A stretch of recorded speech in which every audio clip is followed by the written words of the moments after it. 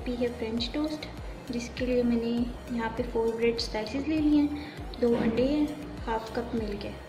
अभी हम क्या करेंगे, हाफ कप मिल्क इसमें ऐड कर देंगे, प्लस हम इसमें डालेंगे 1, 2 और 3 टेबलस्पून शुगर।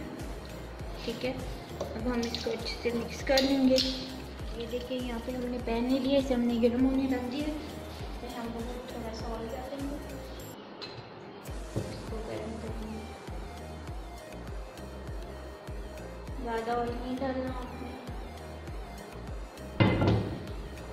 ठीक है।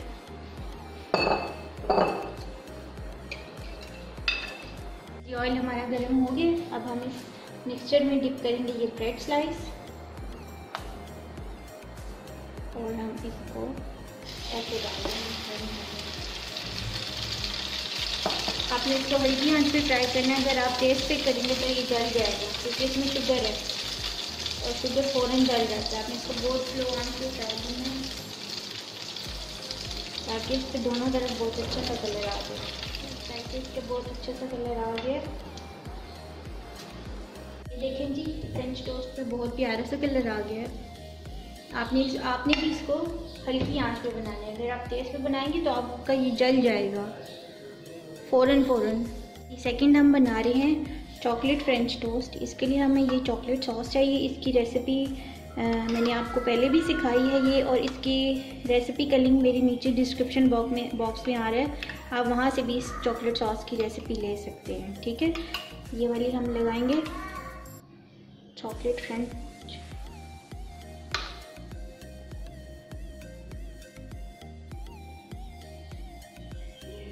और ज़्यादा आपने भरना नहीं है, अदरवाइज़ ये आपसे हैंडल करना मुश्किल हो जाएगा। जैसे हम जैम लगाते हैं ऐसे ही हमने ये चॉकलेट सॉस भी लगाना है। ठीक हो गया।